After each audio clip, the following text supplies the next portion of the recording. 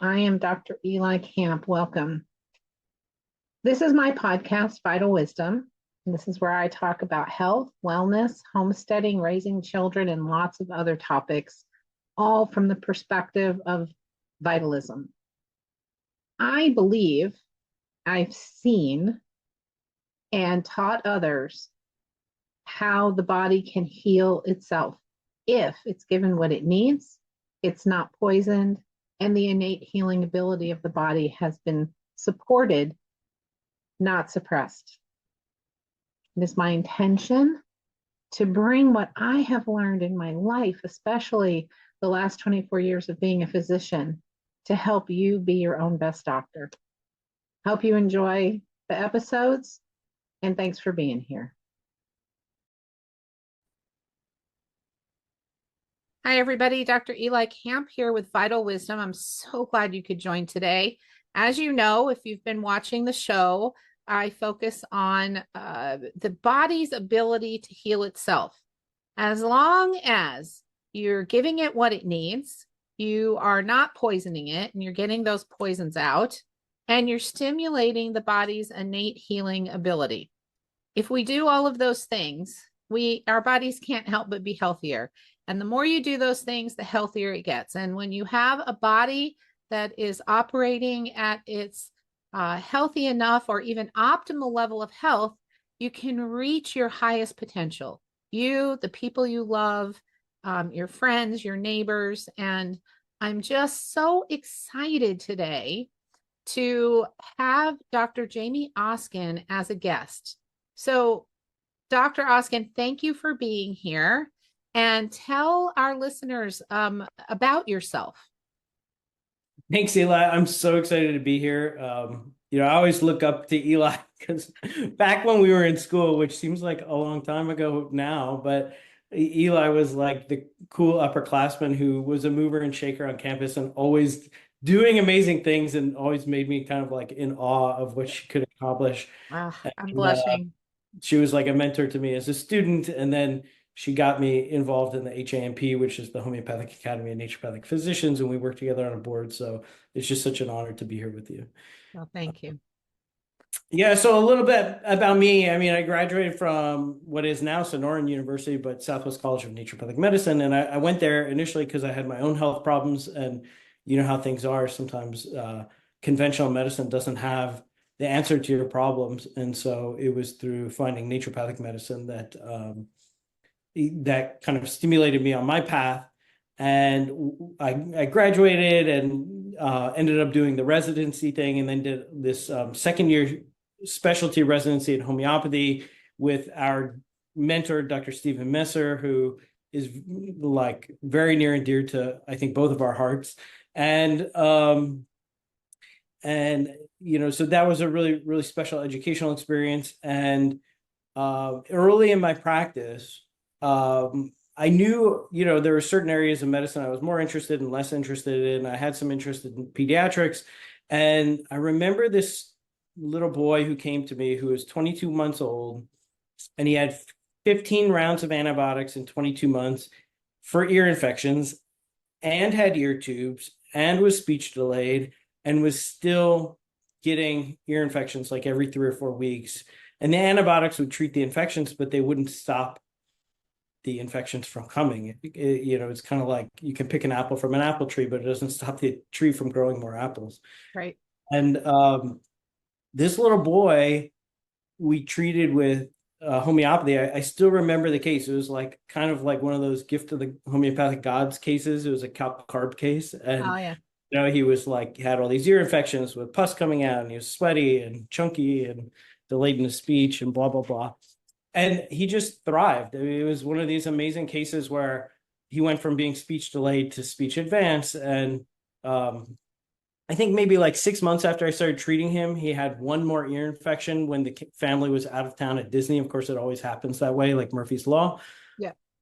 But aside from that, he never had another ear infection. And now he's a totally grown young man. He's like in high school now, and he's a very, muscular, smart kid who's like on the lacrosse team and the football team and all these things. And really successful kid. And that really inspired me because I really got to see the healing power of nature in that case, and the power of homeopathy, and not only to change the course of the trajectory of this child's life because it stopped the ear infections, but along with the ear infections, the speech, here this child like began to thrive. And so that really touched my heart, and it led me on a path towards treating more and more kids. And as it happens, kind of like, this, Eli, but you help one family and then they're like, oh, hey, this family helped my kid, you should go see Dr. Oskin. And then gradually over time, now it's 17 years later, and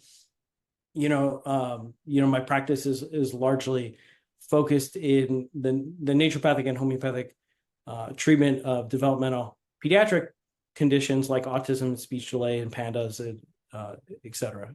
Mm-hmm, mm-hmm. Well, that's how mine grew. One of my very first patients was a severely autistic child, severely autistic, and they came in and they were like, "We've tried everything. Is there anything you can do to help?" And I said, "Well, I'm not. I think so, right? I'm not treating autism. I'm going to treat your child, and as your child gets healthier and the body itself heals and repairs, the symptoms of autism should start to recede." And I said, "But you know what? I have to go take this call really quick. It's someone I've been waiting to call me back. I'll be right back." And I went and I called Dr. Messer. And I was like, "Dude, can I treat autism? Like, I don't." We had one kid in the clinic when I was in my clinical training. It was a mom from France, and she got these special remedies from France, and the kid was doing really well. But I, I had to ask him, "Can I do this?" And he said, "Well, why not? Why not? Like, don't promise that you'll cure him and then just do what you do for everybody. You take the case, you prescribe the remedy, all your naturopathic stuff. Why not?" And I did just that. That's the confidence boost I needed. Well, why can't I? And he completely recovered. And he's a young man as well now, in his mid 20s, and working on his master's. I mean, this child had no speech, no bowel control, no urinary control. He was stimming. And for those of you who have anybody in your family with this diagnosis, right, stimming is just all kinds of trying to generate some kind of response. And it can be very violent, it can be very mild. And he wouldn't sit still. He moved around the office, and constantly, and no communication, no eye contact. And it took about a year. It was a long time, but very slowly, every follow up, mom would say, "He talked to me today. He came in the kitchen and looked at me and talked to me." That's big, right? And it just got better and better and better. And he still calls me every year on my birthday. Oh, He calls me every year on my birthday to say, "I'm so glad you were born and you're alive, because I think my life is completely different than it would have been if you hadn't treated me as a child." yeah. And that right there, that's heartwarming. And so I get it. So where are you at now? Are you seeing people in person? Are you doing virtual medicine? What's happening? Yeah, so my practice is 100% virtual. For 13 years, I was in a brick and mortar practice in Phoenix, Arizona, and just in the last 2 years, I went off on my own, and am doing a completely virtual practice, which is, one of the benefits that came after COVID, which people became really comfortable with telehealth and Zoom and those kind of things. So Right. really opened up the possibilities. Can people come and see you in person if they want? Not anymore, actually. Not I'm anymore. Do you 100% virtual. go, do you make house calls? Do you go and see people at all? I have, yep. In fact, I recently just had two. I had a family that came to visit that I've been working with for probably 4 or 5 years. Um, and we met actually at a train park. I had another family that I've been working with newer. And that was just socially because we've developed such a bond that they just really wanted to Right. hang out and spend time together. I had another family that came from out of state, and wanted me to examine the child and that kind of thing. And so they had an Airbnb in town, and we just did a house call. So. Yeah, yeah. So that's how, so I transitioned from having an office that people came to as well.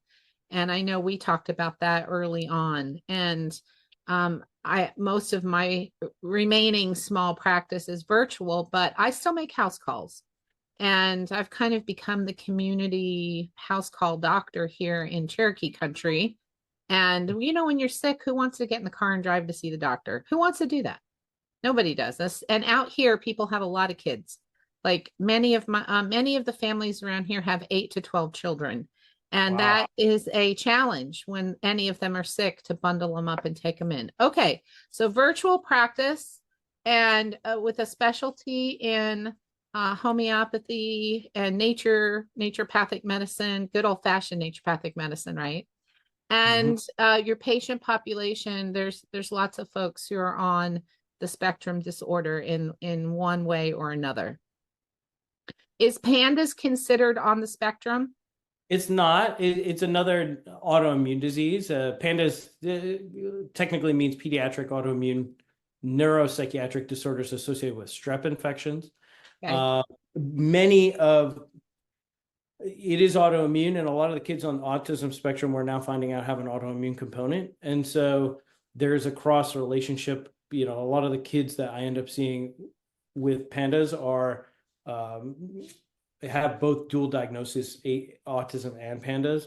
There's another really wonderful practice called resilience naturopathic that Dr. Jennifer Barr, who's also on our HAMP board, runs, and they do all pandas care and exclusively homeopathy, and they're another really great practice out there. So, but yeah, so there's some cross relation, and with pandas, it happens very suddenly after strep infection. There's like really persistent and severe OCD and often tics, and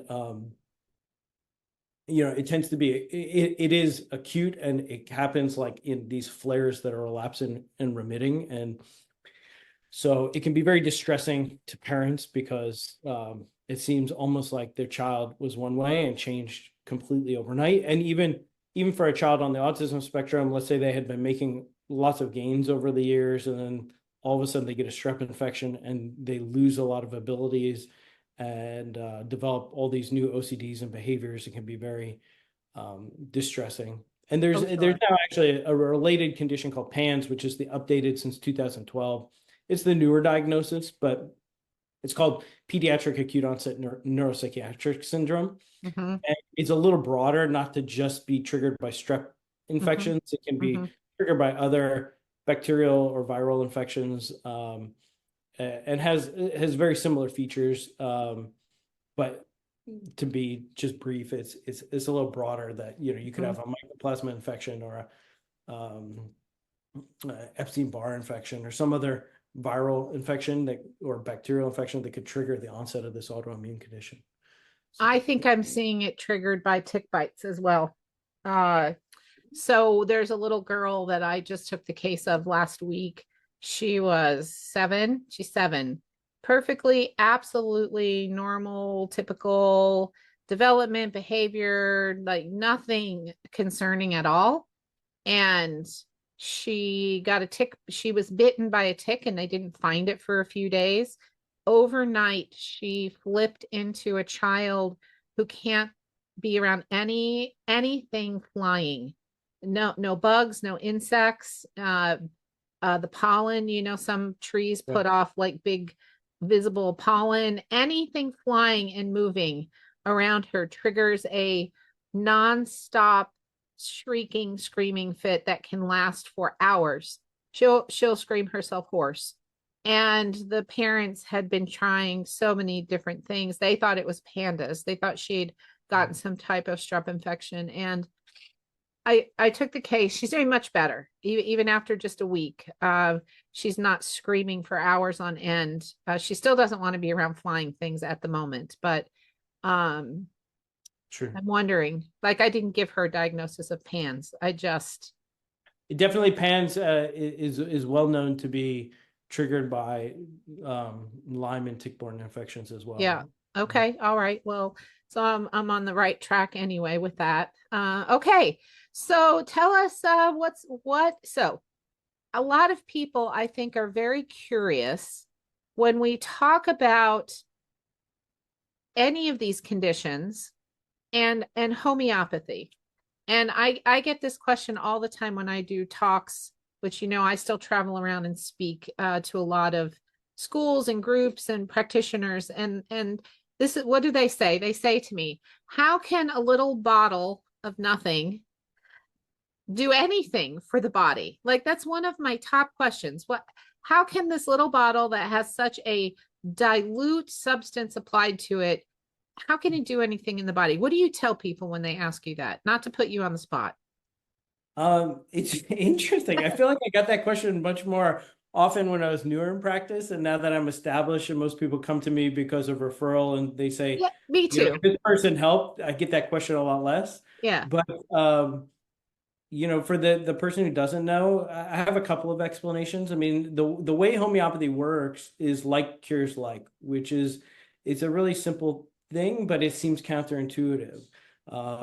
And probably the most analogous thing in conventional medicine is allergy shots. So, if somebody has really bad allergies and then they give allergy shots, essentially what they're doing is they're giving a small stressor to the body for something that already stresses out the body, but they give it in a small dose to help the body develop tolerance to it.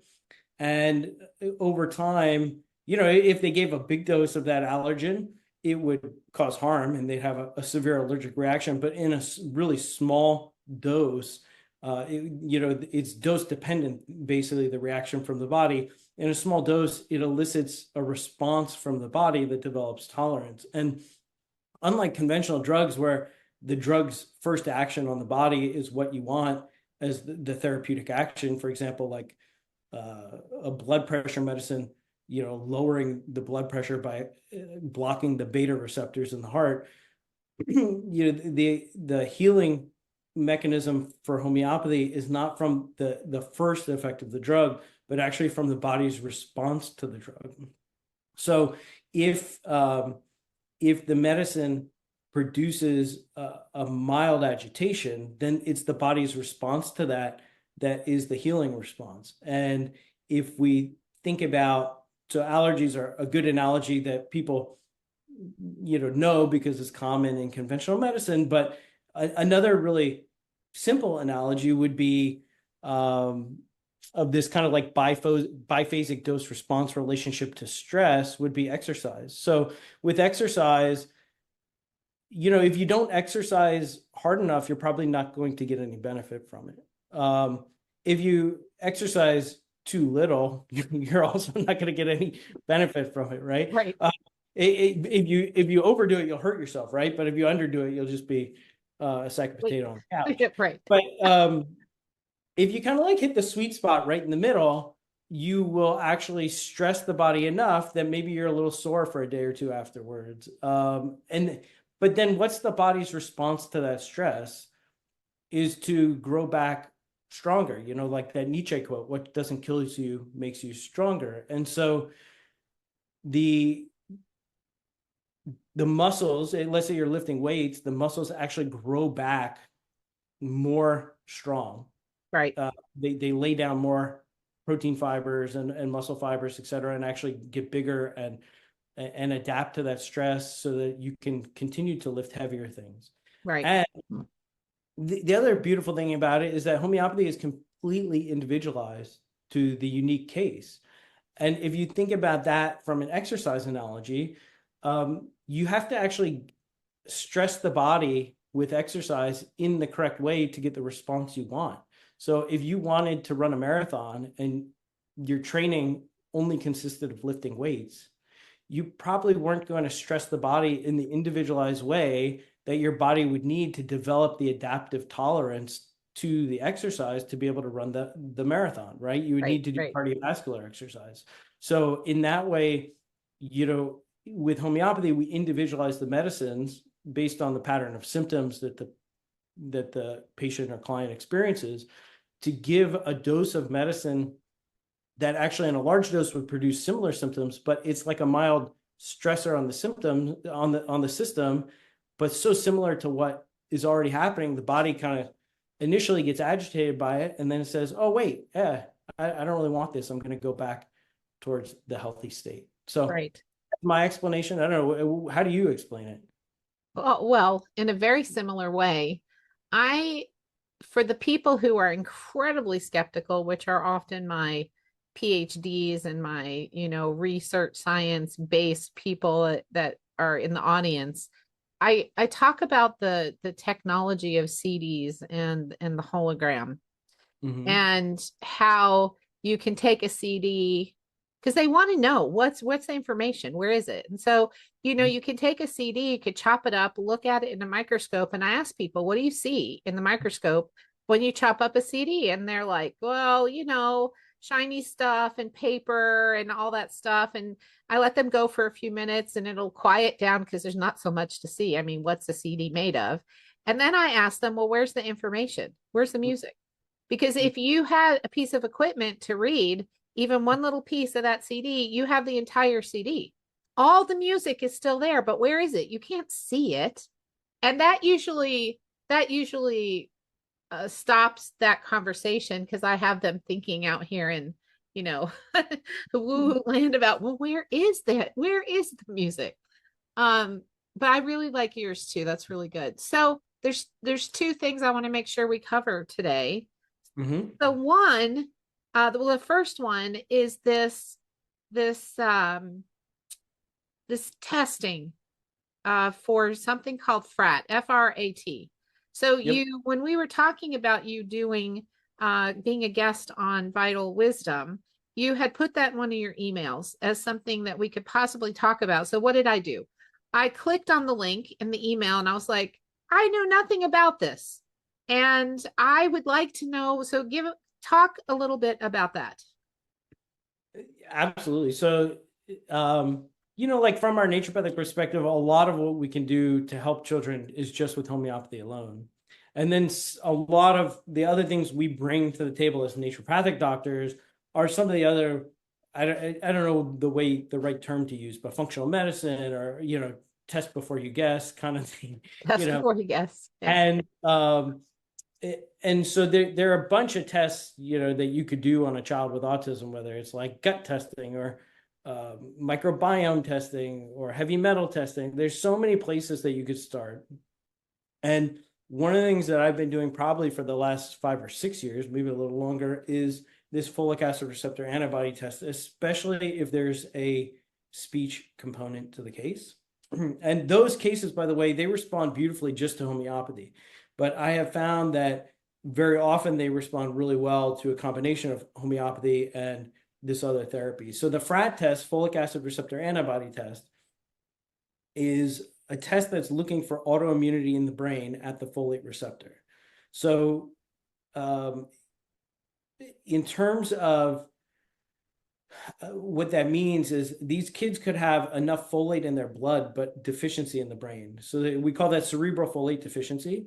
And if you think about how important folate is for the development of the brain, I mean, what's the number one thing they tell moms to take when they're pregnant is a multi with folate, right? Right. And and so, people ask, well, is this the same as MTHFR? And I say, well, they're similar, but different. MTHFR is kind of child's play compared to FRAT.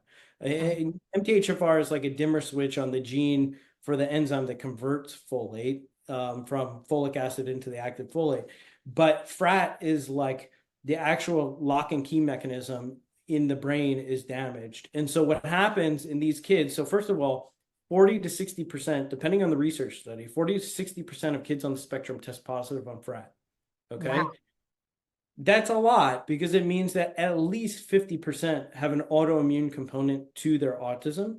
Wow. And that's only these one autoimmune test that we could test for. There may be many others out there that we don't know about, which also begs the question, is autism wrongly placed in the DSM as a diagnosis because it may not be a psychiatric diagnosis. It may be a biomedical diagnosis. It I may, completely agree. and Completely. Yeah, so basically what happens is there's two things that we test on the frat. One is a binding and one's a blocking antibody. But if you think of the receptor like a lock and key, and anybody watching the video can kind of see my hand, this is the analogy. But the nutrient, the folate, comes and sits in the keyhole, and then that takes the folate across the blood-brain barrier into the brain. Well, the antibodies are either going to sit in the receptor and block the receptor, or they're going to bind somewhere else on the receptor and damage the receptor. So there's a binding or a blocking. And it turns out that like folic acid and 5-MTHF, so like methylfolate, all go through that main receptor. It's called folate receptor alpha, FR alpha, if you see the technical terms. So if these kids are positive, there are a few things that we can do to treat it. Number one, we can give prescription doses of folinic acid. There's now one supplement out there that is making higher doses of folinic acid, although and marketing it towards autistic families. Although it's still not the same dose that the prescriptions are. And of course, this is just a vitamin, but they're in high doses. So the studies are looking at doses between 25 to 50 milligrams twice a day. Oh, And if you wow. take folinic acid, like in a multivitamin, you're talking about like at most 1,000 micrograms, like 800 micrograms or 1,000 micrograms, which is 1 milligram. So Right. if you're talking about the upper limit, like 50 milligrams twice a day, it's 100 times the dose. So and so that's one reason why it's prescription, and we can get the prescription multiple ways. One way is, through, I mean, the most common way is through a compounding pharmacy, especially with little kids that are nonverbal and can't take prescriptions. We can make it into like, a gluten-free, dairy-free liquid that has, stevia flavoring or something that we can get a compounding pharmacy to make. Right. The other is if the kid's big enough and can take pills, then you can order the generic from any kind of Walgreens or CVS or something like that. Of course, that's usually much more affordable, but Right. you could also, I guess, get the generic and blend it into a blender or smoothie or something like that. But so these are just some ways that we get it in. And the folinic acid, there's a few reasons why they tested folinic acid. A lot of this research was done by a researcher named Richard Fry, who is a really brilliant genius in the autism research world. And he used to be on faculty at Phoenix Children's Hospital, ironically, and now he's in private practice around the block from my practice. But really, really smart guy.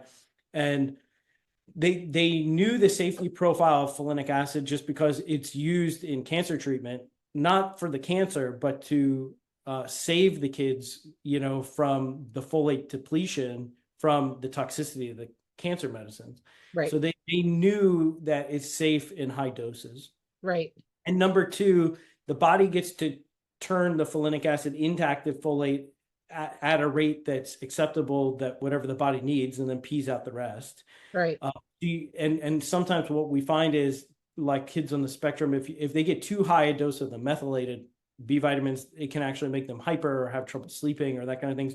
So the folinic acid, it's like one step back biochemically, and it allows the body to convert it at its own pace. And then there's another benefit to it, which is that folinic acid gets through a different receptor, a backdoor receptor called the RFC, the reduced folate carrier. And it's kind of like, imagine that you got locked out of your house and you had to hop the fence and go to the backyard, and you had a hidden key under a flower pot and you could get in through the back door. Yeah. And so that's what we're doing with folinic acid, because, that main receptor Is broken. is broken. And so Yeah. if we get in through a back door, we can actually get the nutrients in to the brain. And there are some other dietary things that we can do to help. There's actually a small study of autistic children where they took kids who tested positive for frat and then put them on a dairy-free diet, and significant drop in antibody levels. Then they put them back on dairy, and significant rise in antibody levels. So autistic families have been using dairy-free diets for probably 30 years or more. And some with success, some with not. And the question is, why does one kid react and one not? And the idea was it's the casein causing these casein morphines and things. I actually believe that it may be the autoimmune component, and it's Yeah. because the folate receptor in animal dairy has a 90% cross-reactivity with the folate receptors in our brain. Wow. So these kids, when they get on a dairy-free diet, those antibody levels drop. So that we can approach it from multiple vantage points. And I see it working kind of like beautifully nature and nurture together with the homeopathy, because, you know, the homeopathy helps heal the underlying autoimmunity, right? Right. But the brain is still really deficient. And so getting those nutrients in helps. And the biggest area that they found in the research was actually verbal communication. I So was just going to ask you what happens when you treat. yeah, so the biggest area that they found, they've, depending on the study, they've actually, the new study a year ago just came out showing benefit in kids with pandas. But there's the biggest thing that they found in the randomized control trial of autistic children was improvement in language impairment. Like the equivalent of like 12 weeks of leucovorin was the equivalent, I can't remember off the top of my head, so don't quote me, but a significant amount of speech therapy. So I always Wow. say it's like, you know, if you're gonna do all this speech therapy or ABA or whatever the therapies are, and you don't heal the underlying inflammation of the brain, it's kind of like banging your head against the wall. And it's Right. just slow pace because, you know, I mean, you're a farmer, right? How Right. can how can you get crops to grow if you don't have the right soil, right? Right. Right. Exactly. And so what we do is if we can heal the brain, then all of a sudden, you know, the therapies, all of a sudden, like the most common thing I hear from parents is, oh, the speech therapist or the occupational therapist or the ABA therapist said that we're having the best sessions we ever had. What changed? You know, like Let's all see. of a sudden things are clicking and we're making progress. And it's because as the brain has an amazing capacity to heal, and if we just do the things that help it heal, it gets better on its own. And so, you know, like it kind of like doing speech therapy without fixing the brain inflammation is kind of like the sink is overflowing and you're mopping up the floor without turning off the sink. Well, yeah, or you are walking with a cane when you could fix the joints and not have to walk with a cane because the joints are fixed. This really exciting. That's really exciting news, and I would bet there's a number of folks in the audience listening to you that will probably contact you and say, "Okay, how do I get this? How do I get this frat test?" Right? I mean, very cool. So we can see clinical improvement with this if it's present. And you know, I've always wondered, you said, why do some kids respond so well to the dairy-free diet while other kids don't? And I really love this explanation. It makes sense to my brain. Um, okay, so the second thing I wanted to talk to you about is I heard a rumor that you might be developing a new supplement company, and I'm really excited to hear about that. And I know it's not ready yet to launch, but folks will definitely put links in the show notes where you can sign up to a waiting list to be notified once it launches. I just have to tell, I want to interject here. So Dr. Oskin is one of those folks that I have met in my career where when I think about scientific evidence and the research behind things and, you know, are the I's dotted and the T's crossed, uh, he's always one of the first people that comes into my mind because he loves reading stuff like that.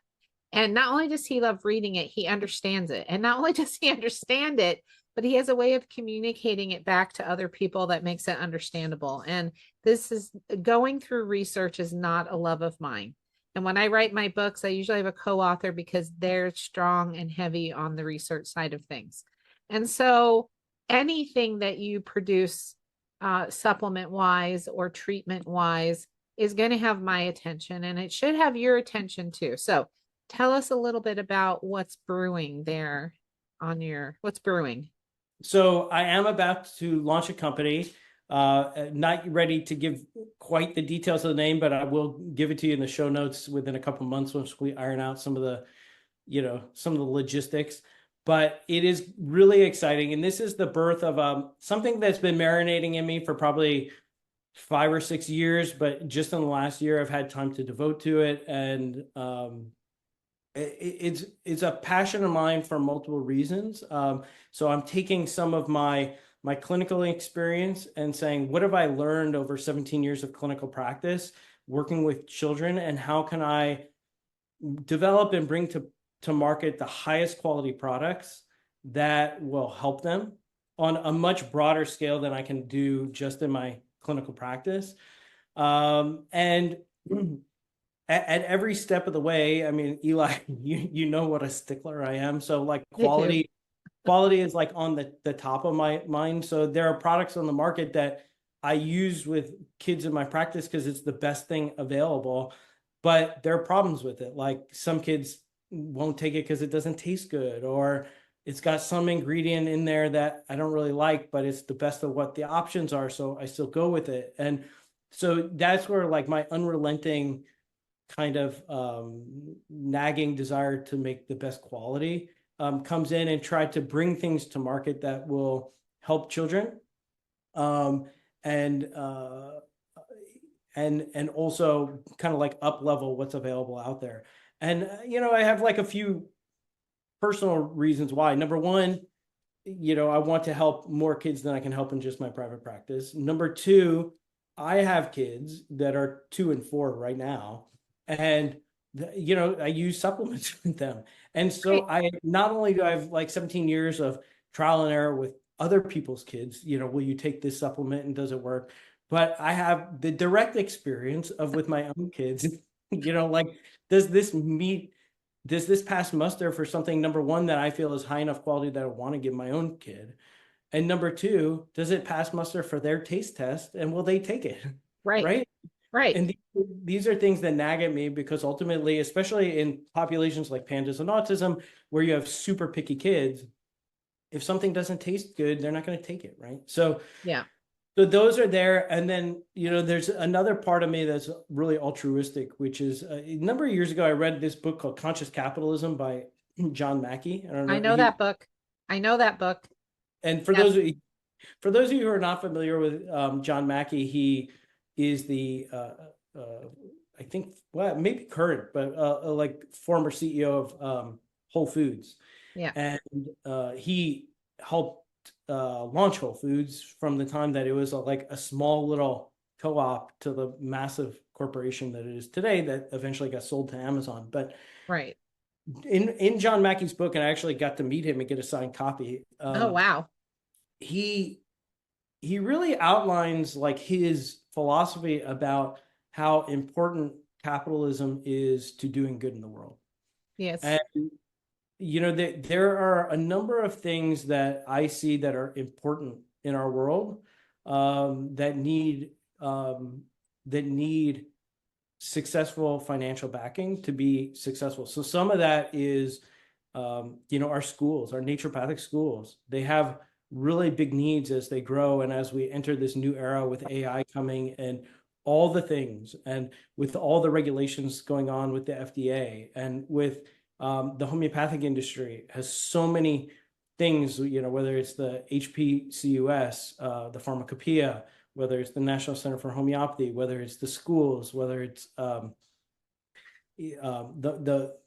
pharmacies. There's so many issues that if we don't consciously back them, they won't be here for the next generation, and that breaks my heart. Right. I had the great privilege of having the only homeopathic specialty residency in the United States to work one-on-one with Stephen Messer for an entire year, because of the great generosity of Jay Borneman, who was he's retired now, but he was the president and CEO of Highlands, Right. a huge homeopathic pharmacy. And Jay has the biggest heart of anybody you'll ever meet. And he's a very shrewd businessman, but he's a very giving philanthropist. And it was through his work that I can't remember how many, it may have been like 13 or more residents went through that program that he donated money for. And he's already committed some money to the homeopathic department at Sonoran University for it to continue ongoing. But if we don't endow these things and secure them at our universities, they will be, as Herring said, like, a footnote in history. And so, Exactly. a lot of people think we can do this by grunt work, but these important things for the future will take money. And so it's incumbent upon us to develop companies that not only do good in the world, but then use them as philanthropic vehicles to give back to our communities so that they can thrive into the next generation. I could not agree more. And uh, it's a great book. It's a good book for the person who uh, wants to say capitalism is bad and the root of all the evils in our society, right? Because Right. once you read this book, you see that there are always two sides to a coin, always two sides to a coin, and it can be a vehicle for tremendous good. And yeah, I'm so jealous that you got a signed copy. Good on you. I love when I find out someone's read a book that had a very significant impact on the way. Well, I already had a tendency to think in the way that he presents how you can think about business and capitalism and the good that you can do with what you generate. I already had that like kind of hardwired in me, That's but who you are. it is who I am. You're a very giving person. But that helped me resolve an ages old dilemma within myself uh of the free market. And because there's lots of people that don't care, right? They're there to make as much as they can for themselves without any thought to what needs to be done in the world and how you can just recirculate uh money, right? And ideas and influence. So okay, so this is something that you hope to launch this year. Do you think that this I can't wait to see what products you have available, because you're right.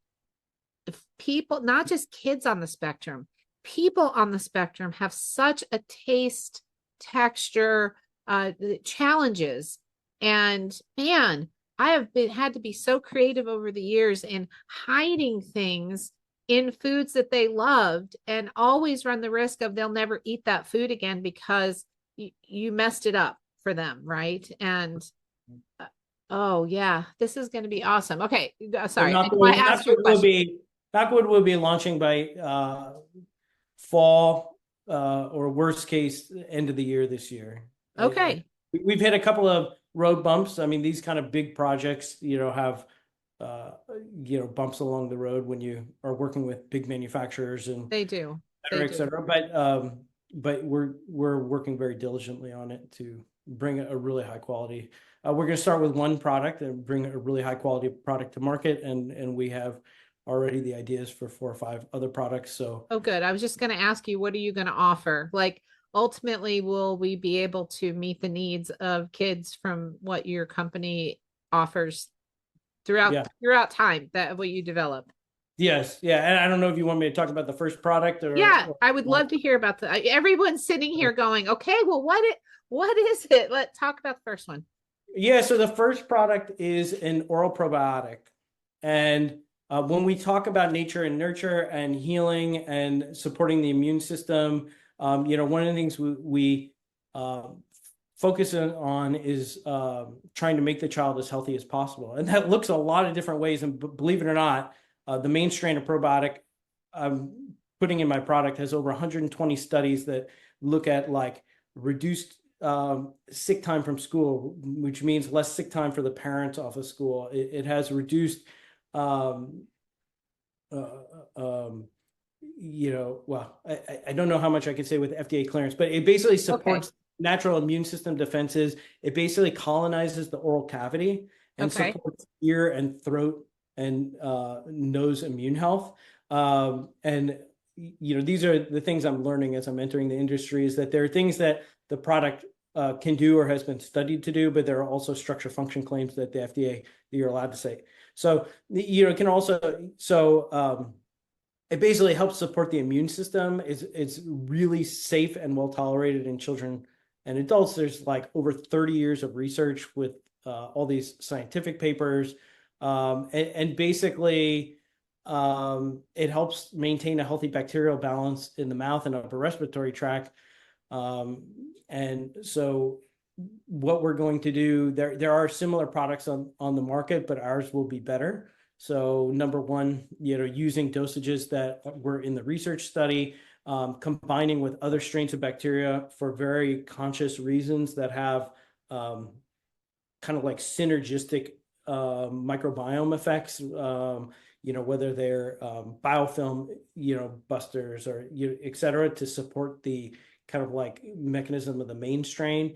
And then there are other things that the way that you take the probiotic is you take it at night after you brush your teeth before bed. So for kids, that's how it colonizes the throat. You don't want to like eat or brush your teeth or it's no good. Right. And it has to taste good because it's got to be like a chewable, dissolvable lozenge. So those are all the kind of like manufacturing things that make it difficult to manufacture, to make it high quality.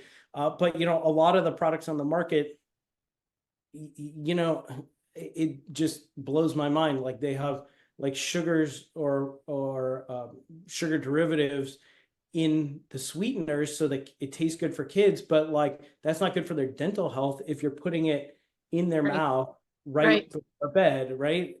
And Right.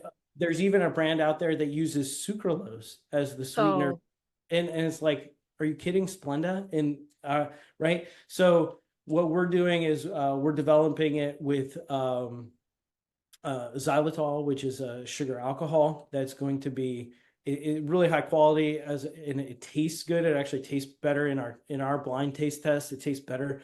The kids like it better than the other competitors on the market. But xylitol itself is much better for dental health because it doesn't cause any dental decay. So if it's going to sit in the child's mouth during sleep, and xylitol also has some of its own research on it with some benefits, particularly with antimicrobial effects that may also have synergistic effects for ear and throat health, and improved immunity that actually improve the actual overall efficacy of the total benefit of the probiotic. So these are all things that, and then of course we'll make it dairy free and gluten free and all the things that make it super high quality. We're going to make it kosher certified. So there's all these things that go into it that raise the bar of quality control that, other companies are just, they may be making a decent product, but we're going to make a better quality product. I'm so excited about that. I'm excited for every single thing that this produces. So thank you for telling us about it. Okay, well, we're coming up on an hour. So folks, look in the show notes for a link to sign up to be notified when Dr. Oskin's company launches, and his contact information if you're interested in working with him. And I'm so honored that you could be here today to talk to me and my other listeners who are into homeopathy and vitalism and nature cure. And I know I'm saying thank you and goodbye, but before I do that, I just want to say that this idea of probiotic. I know folks who listen to my show, they do a lot of research online and a lot of reading, right? I mean, when you are a part of a medical system and they're not helping you, these days you can go look to see if you can help yourself. And I get lots of questions about prebiotics and probiotics and all sorts of things. And I'll tell you, one of the things that I do um, but it takes time to achieve this goal, is I try and get people eating fermented foods at every meal. And I try and get them fermenting their own foods, so that they don't have to spend a fortune on buying fermented foods. And I even try to get them growing the foods that they're going to then ferment and then Amazing. incorporate into their diet. But that journey is a long journey. And what do you do in the meantime? And I'm like you. There are things on the market that I use, but it's because there's nothing better that I could find. And And so I'm so excited about this, and especially for kids. Kids are picky. They don't want to eat fermented foods. They're yucky. They think they're yucky. And we get a lot of success when the kids plant it, harvest it, ferment it, and then they try it. And you can see they, not just kids, but people, right? Mhm. They so want to enjoy it because of all of the love and all the effort they've put into producing it. And sometimes they just can't swallow it. Not that all fermented, there's some very yummy fermented foods, but it's an acquired taste. So you have Yeah. to eat a little bit very frequently, and then you acclimate to it. I mean, our ancestors, fermented foods was a major part of the diet of our ancestors, all cultures, the ancestors of all cultures, because it was shelf stable food. Right. And who even knows how they discovered it? But it turns out that it's not just great for keeping on the shelf. It's really, really good for our bodies. And, You and we're going to start with these probiotics because I think they're so important for the immune system. And listen, I'm a parent with two little kids. So when you talked about that family with 12 kids and one sick and being the doctor that goes to their house, like, I mean, I think having kids has made me a better doctor because I'm so much more empathetic. Like we're two working parents, and when the kids go down and it like completely upends our work schedule for a week, and then we get sick, and then we're sleeping on the floor with them, and like we yeah, get it. I get it like viscerally as a parent, and these are the problems I want to solve for other parents. And so, we'll start with this great product, but we have others that are going to help kids that are already in the pipeline down the road. And then I do want to pick your brain, Eli. I'll leave this yeah. for after the podcast. But a couple of 2 years ago, I started an urban farm in my backyard here in Phoenix, Arizona. So cool. We are just getting our first peach crop this season that is going to be ready in the next week or two. We probably have about 200 peaches ready to pick.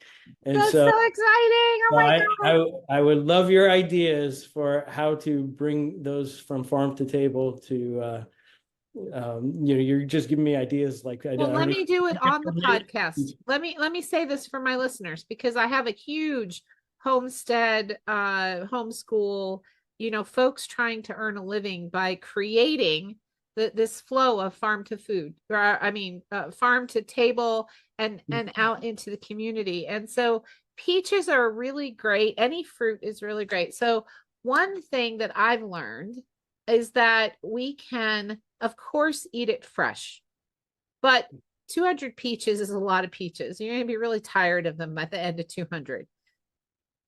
So I take the peach and I do a couple of things with it. You can dry it and use peach powder.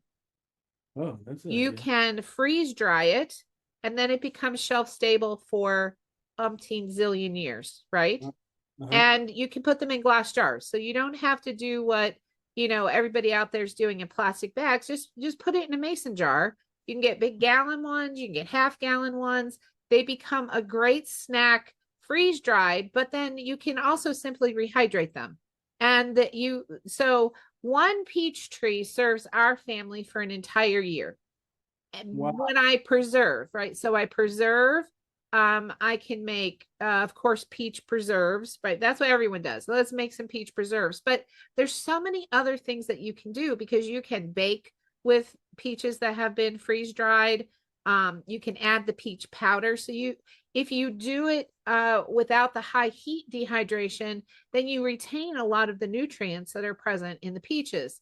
You sell the pits, take the pits out, dry them out, scrub them up, and sell the pits. What actually, the one of the best things to do is plant the make a baby peach tree and sell the peach tree itself. So from every single peach you take the pit out, what are you going to do with it? Most people throw it away. Well, why? That's another, every single one of those is another tree. And so yeah, so you can make sauces with them, right? Hmm. And you can freeze dry that, uh and of course, cook with it and eat it. So is that the kind of thing that you wanted from my brain? Yeah, absolutely. I love it. Yeah, Okay. I think next year we're going to have a really big harvest. We have two different varieties of plums. We have mulberries. My kids love the mulberries. Yeah, they're good. Run outside every day to pick them. Those are almost done this year. We have different varieties of peaches. I have apple, fig, and apricot. So we'll That's see. cool. I think Apricot by is a next. high cash crop. Oh, is it? Okay. It is because they're expensive and people don't think about these preservation methods where you can they just gorge themselves on it and then they freeze them. But why freeze them? That just creates more dependence on the grid for the power to run the freezer. There's so many things to do. And then, what's really interesting, I don't know what Arizona's uh, uh, laws are when it comes to home produced foods, but in Okay. Oklahoma they're very liberal, and so we get for less than $150 a year we can get licensed as a nursery and Oh, just wow. sell right out of our backyard, right? Even though my backyard is very large, you don't need a large backyard to produce an enormous amount of food for your family. So the nursery license, and you don't have to go to a farmer's market. There's these new things, relatively new things called market hubs, which are run according to the regulations of farmers markets, but they're in storefronts and they're year round. And so, yeah, that's some of the stuff that I would look into. I always learn something great when I talk to you, Eli. You know Well, and so. you can teach your kids entrepreneurship because my 15 going to be 16, 16 going to be 17-year-old kids over 3 years have learned enough that they can produce more money in less time than they can going out and getting a job working for someone else. So now they're working bees and honey, maple trees to tap for maple syrup, all kinds of plant starts, plant cuttings, food, herbs, spices, bread, cheese, eggs, like rabbits. These kids, like, they're so capable. And it's not just mine. Like, anybody's kids can be like this if Yeah. you give them the space and the time and the resources they need and let them come up with their ideas and run with it. So they're already working, like earning full-time money in part-time labor, which I'm all about that. I'm all about work smarter, not harder. So That's amazing. Amazing. they're going to write a book, and I Yeah. suggest they call it the Homestead Hooligans and get together 4 or 5 teenagers who are also homesteaders, homeschoolers, and write a book, each chapter devoted to what a teenager can start at a relatively young age and develop over time to provide for the family, provide for themselves, and earn money. So, all those things I just said is just a fraction of the things that kids can possibly do legally, right? It doesn't have to be like handshake deals. Like, they can do this in most of the states and generate the money that they need without having to go You flip sign me burgers. up for a copy of that book. I will sign you up for a copy of that book. Yeah, we've got a list now of folks. They've got to write it first. So that's one Oh, of their projects, is writing the book, and then they're going to donate the proceeds back to the nonprofit programs we run. that's awesome. Okay. Well, sorry we kept y'all a little bit later, but thank you for being here and sharing your knowledge and the wisdom that knowledge has led you to, and for caring about humans and our society and our community, and for the work you do. I know this population of patients, like, this is what I've done for 20 years, and it's challenging. It breaks my heart every day, but I keep doing it because who else is going to do it if we don't? Amen. All right, y'all have a great week, and we'll see you back here soon. Next week after. Thanks, Eli. Bye. Thanks for joining me today. For those of you who have written in, emailed, and are interested in my books and other offerings, I wrote The Unvaccinated Child as a resource guide for parents and caregivers to navigate childhood illnesses in a natural and healthy way. And while the intended group was the unvaccinated, it turns out it's an important resource for the vaccinated kids as well, since vaccines do not necessarily prevent illness. Smoke Rings is another book I wrote, and that's to help smokers support their health, regardless if they plan to quit or not. So, for people who smoke, love a smoker, used to smoke, continue to smoke, this book helps you be your healthiest version. And when I say it is judgment free, it is absolutely judgment free. You're free to make the choices you make. I'd just like you to find better health while you make those choices. My most recent book, Homeopathy, A Foundational Approach, is really great for someone, whether they're a complete beginner or they've already been practicing homeopathy. It starts at the beginning and it guides the readers through the basics and on into first aid and acute practice, so you can start using homeopathy right away. That's the most important thing to me, is to get folks using homeopathy in their everyday life. My workshops and courses can be found at either ecampnd.com or longshadowsranch.net. Have a great week. Again, thanks for joining me and thanks for your support.